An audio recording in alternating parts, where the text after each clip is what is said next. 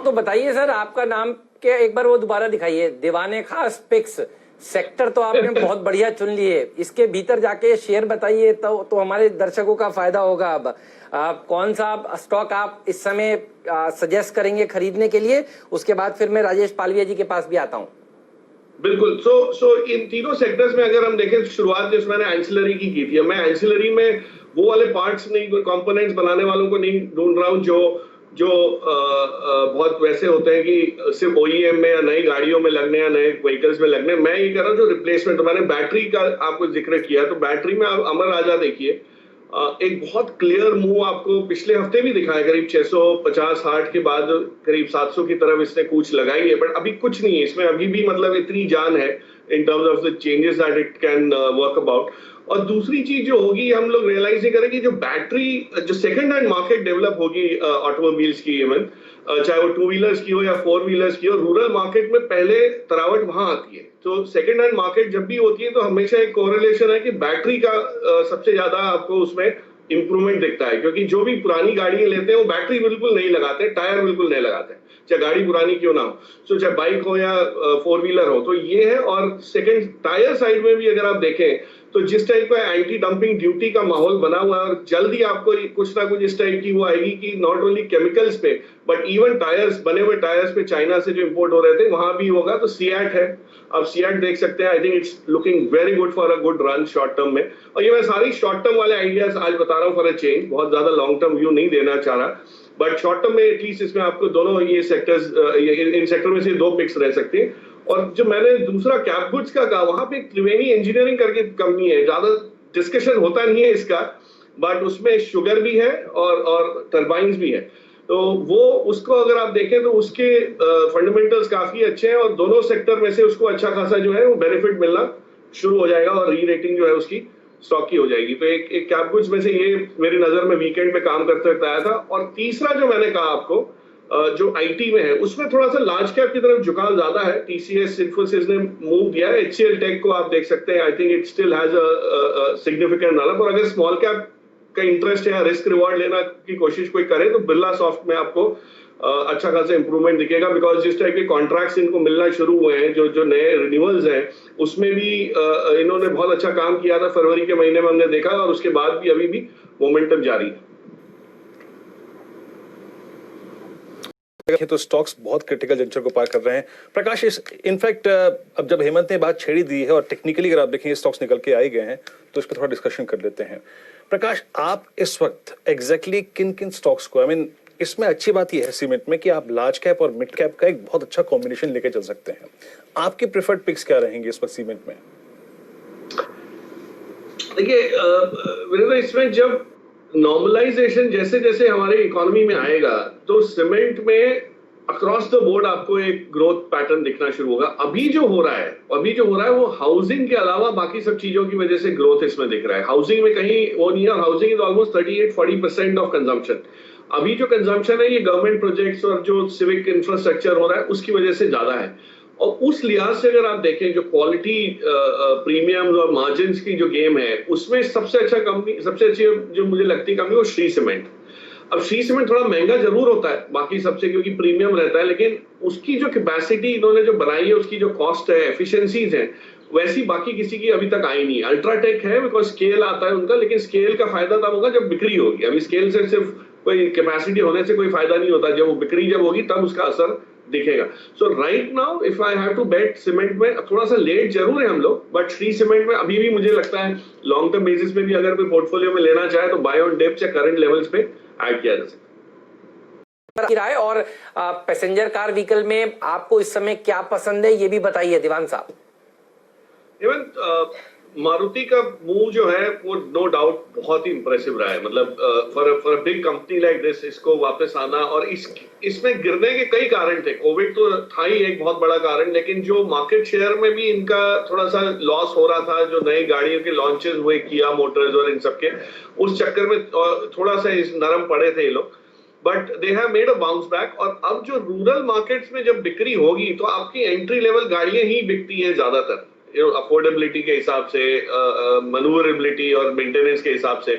लेकिन मारुति का जो स्टॉक जिस हिसाब से चला है, इसमें अगर कोविड के ये जो लॉकडाउन है ये खुलने के बाद भी अगर सेल में बहुत तेज रफ्तार नहीं अगर आई, ये जो मई जून में जो स्लो डाउन था ये अप्रैल मई में, वो तो हमने जून में देखा तब्दील होते हुए, लेकिन अगर ये स्लो डाउन थोड़ा सा और लंबा चल गया तो थोड़ा सा मारुति का शेयर रिएक्ट नेगेटिवली कर सकता है, इज माय एक्सपेक्टेशन। और वो मौका रहेगा आपको इसको वापस लॉन्ग टर्म पोर्टफोलियो में ऐड करने का, क्योंकि जो आपने दूसरा सवाल किया, आपके सवाल का दूसरा पार्ट ये था कि कौन सी फोर व्हीलर कंपनी आपको पसंद है।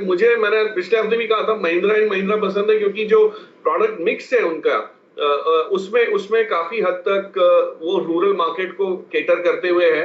जो एसयूवी और यूटिलिटी व्हीकल्स का जो है, जो कमांडर और बोलेरो और इस टाइप के जो व्हीकल्स इनके हैं, और सेकेंडली डीजल का पोर्टफोलियो उनका बेहतर है, इस वजह से डीजल पे थोड़ा सा अभी झुकाव रहेगा, क्योंकि सस्ता पड़ रहा है। पेट्रोल और डीजल के बीच में आपने देखा डिफरेंस अभी भी है, ये नहीं कि एकदम जीरो हो गया है। और सीएनजी का रूरल मार्केट्स में इतना उपयोग अभी नहीं शुरू हुआ है, ऑफकोर्स होगा, धीरे धीरे बढ़ेगा, तब तक डीजल पे निर्भर है, इसलिए रूरल मार्केट, इसलिए हमको एमएनएम जो है उसमें आपको ज्यादा इंप्रूवमेंट होते हुए दिखेगी।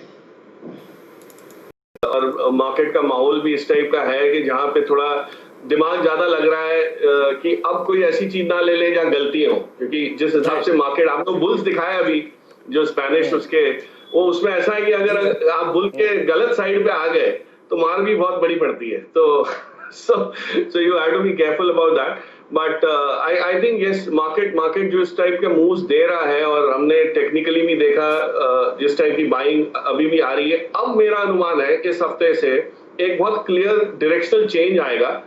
जो अभी तक जो इंडेक्स को 10,800 तक पहुंचाने में सक्षम रहे हैं वो हेवी वेट्स रहे हैं, वो आपके HDFC ट्विंस रहे हैं, रिलायंस रहा है। आज रिलायंस की बात ज्यादा हो नहीं रही, लेकिन 3.5-3.5% अगर रिलायंस जिस दिन ऊपर रहता है उस दिन भी वो टॉप 5 में नहीं है, तो आप सोच सकते हैं बुलिशनेस कितनी है मार्केट में।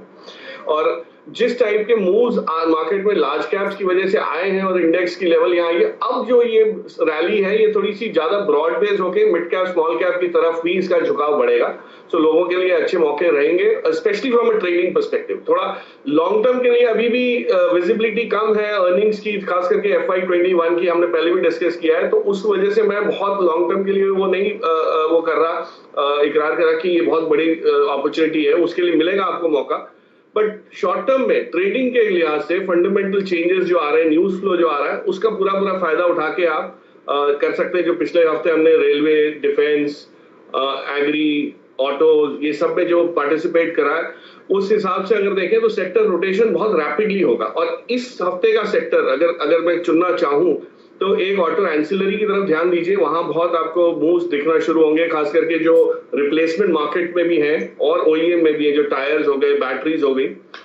और जो राजेश जिसकी बात कर रहे थे कुछ समय पहले, जो कैप गुड्स की आपने बात की थी, कैप गुड्स में एक बहुत बड़ा सरकार का एक मोमेंटम, सरकार की डिसीजन की वजह से मोमेंटम बनना शुरू हुआ है। आपने देखा अभी 3 कंपनीज जो बाहर की, चाइना की बंद हुई जो पेट्रो प्रोजेक्ट में, उसकी जगह हिंदुस्तानी कंपनीज को मौका देने की बात हुई, और उसमें BHEL, BEML दोनों का समावेश है। सो इस टाइप की आपको मूव्स जो है ये मिलेंगे कैप गुड्स साइड में। और तीसरा जो सेक्टर मुझे लगता है अभी भी जो अंडर परफॉर्म किया है, जैसे पार्टिसिपेट नहीं किया, वो है IT। So I think IT will be the next big move in terms of large caps also. आज TCS तो of course कर ही रहा है, but उस श्रेणी में भी आपको कई पॉकेट्स हैं जिसमें अपॉर्चुनिटी अभी भी देखेगी। So ये ब्रॉड थीम मार्केट का मंडे दोपहर का मेरा ये है, और of course along the week we will spot the opportunities also. थप्पड़ फाड़ कर दिया है। और मजे की बात ये थे कि इसका FPO फेल होने के बाद इस स्टॉक को कोई पूछ नहीं रहा था, और तब हमने कहा कि इसको खरीदिए।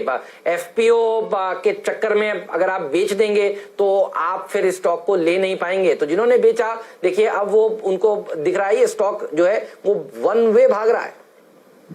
बिल्कुल, इसको तो हमने कई बार डिस्कस किया, इसमें इतनी खूबियां दिख रही थी उस टाइम भी, लेकिन हेमंत ये होता है कि जो कॉन्ट्रा कॉल लेने की जो हिम्मत है ना, वो बहुत कम लोग कर पाते हैं। उसका रीजन है कि आप जिससे भी पूछते हैं तो कोई वैलिडेशन आपको नहीं मिलता, कहीं भी कोई आपकी सहमति नहीं बनती कि हाँ इसमें कुछ हो रहा है या हो सकता है। अब इसके पास 3 चीजें जो खास है, जो कोई भी अच्छे बिजनेस के लिए चाहिए होती है, इसकी ओनरशिप किसके पास है, मैनेजमेंट किसके पास है, सरकार के पास है। तो आपको कहीं कोई चिंता की बात नहीं है कि कॉर्पोरेट गवर्नेंस के इश्यूज आएंगे, कोई पैसे की कमी हुई तो फंस जाएंगे, इस टाइप का कुछ नहीं।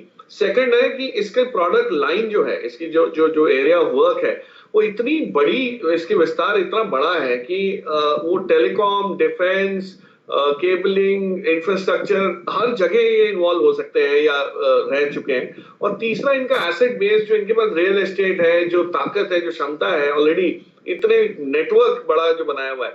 अब जो आत्मनिर्भरता का जो फैक्टर आया, वो उसकी वजह से ये सारी आपको री रेटिंग होती हुई दिखी, क्योंकि सरकार अगर अपने खुद के रिसोर्सेज पे नहीं डिपेंड करेगी और खुद को आत्मनिर्भर नहीं बना पाएगी इस सब चीजों में, खास करके टेलीकॉम में। आपने देखा है ग्लोबली यूएवी के साथ जो हो रहा है, ब्रिटेन में जहां पे उनके पास लाइसेंस था 5G का काम जहां करना शुरू किया था, वहां भी उनको वहां से खदेड़ दिया गया है। तो इस टाइप का जब माहौल बन रहा है, तो ये तो डेफिनेटली अभी बहुत इसमें जगह है टेलीकॉम के विस्तार में। और मुझे नहीं लगता कहीं भी इसमें डिसअपॉइंटमेंट आने की जगह और बनी, उल्टा हर क्वार्टर में इंप्रूवमेंट आपको दिखता हुआ जाएगा, तो और जल्दी ये री रेट जो है कंटिन्यूसली होता रहेगा।